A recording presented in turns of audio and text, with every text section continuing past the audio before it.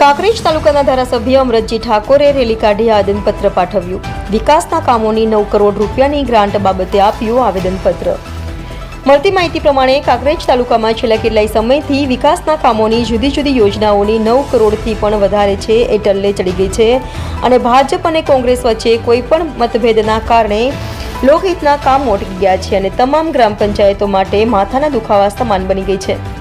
ત્યારે કાંકરેજ તાલુકાના કોંગ્રેસના કાર્યકરો સાથે ધારાસભ્ય અમરતજી ઠાકોરે શિહોરી સર્કિટ હાઉસથી રેલી કાઢી મામલતદારને આવેદનપત્ર પાઠવ્યું હતું અને ત્યારબાદ કાંકરેજ તાલુકા વિકાસ અધિકારી ચિંતન પટેલને આયોજન કરવા માટે આવેદનપત્ર આપી રજૂઆત કરવામાં આવી હતી.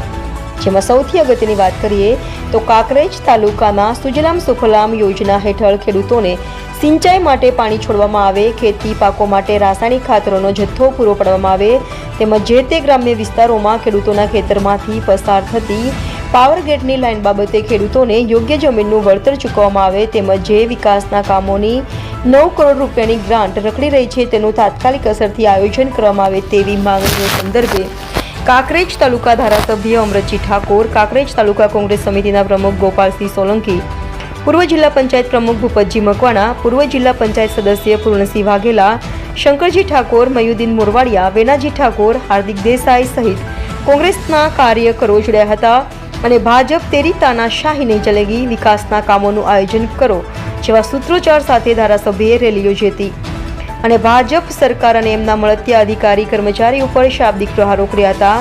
જેમાં તાલુકા પંચાયતના વહીવટદાર પોતે ભાજપનો ખેસ ધારણ કરીને વિકાસના કામોનું આયોજન કરવામાં નથી આવતું એવા આક્ષેપ કરવામાં આવ્યા હતા. ત્યારે કાંકરેજ તાલુકા મામલતદાર વીએમ પટેલે જણાવ્યું હતું કે હું 24 કલાકમાં આવેદનપત્ર કલેક્ટર કચેરી ખાતે પહોંચતું કરવાની ખાતરી આપી હતી.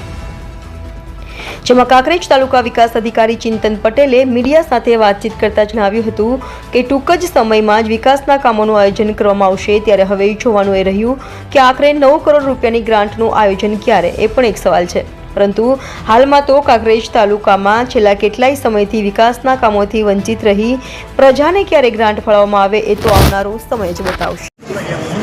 કાંકરેજ તાલુકા કોંગ્રેસ સમિતિ દ્વારા સર્વ સમાજના અગ્રણી આગેવાનો, અમારું સંગઠન, સરપંચશ્રીઓ સાથે મામલતદારશ્રીને છેલ્લા 1 વર્ષથી કાંકરેજની ભોળી પ્રજાને ગુમરાહ કરીને છેતરી રહ્યા છે ભારતીય જનતા પાર્ટીના કહેવાતા નેતાઓ અને એમની સાથે એમની મિલીભગતની અંદર સરકારી અધિકારી તરીકે જે બેઠેલા છે ભારતીય જનતા પાર્ટીના એજન્ટો છેલ્લા 1 વર્ષથી 9 કરોડ રૂપિયાનું આયોજન થવા દેતા નથી. કાંકરેજના વિકાસને રૂંધવાનું નિમ્ન કક્ષાની રાજનીતિ કરી રહ્યા છે. ત્યારે અમે આજે મામલતદારશ્રીને આવેદનપત્ર આપ્યું છે અને એના મુદ્દાઓની અંદર અમે લખ્યું છે કે ખેડૂતોને ખાતર સમયસર મળતું નથી, જે યુજીવીસીએલ દ્વારા જેટકો દ્વારા જે વીજ પોલ નાખવામાં આવે છે એ વીજ પોલ ખેડૂતોને સહમતિ વગર કે ખેડૂતોને પૂછ્યા વગર એમના ઊભા પાકની અંદર પાકનો નાશ કરીને જે વીજ પોલ નાખવામાં આવે છે એને યોગ્ય વળતર આપવામાં આવતું નથી. સાથે સાથે છેલ્લા કેટલાય સમયથી તાલુકા વિકાસ અધિકારીની નિમણૂક પરમેનન્ટ થતી નથી. ત્યારે વિસ્તારની અંદર હજારો યુવાનો કેવાયસી કરવા આવતા હોય ત્યારે એમને મહા મુશ્કેલીનો સામનો કરવો પડે છે. 3 દિવસ સુધી લાઈનોની અંદર ઊભું રહેવું પડે છે. બાળકોના કંઈ દાખલા લેવાના હોય ત્યારે પણ એમને લાઈનમાં ઊભું રહેવાનું પડે છે. ત્યારે ટીવી મીડિયાના માધ્યમથી સરકારી તંત્ર અને સરકારી અધિકારીઓને કહેવા માગું છું કે સાનમાં સમજી જજો, કાંકરેજ તાલુકો ન ધણિયાતો તાલુકો નથી.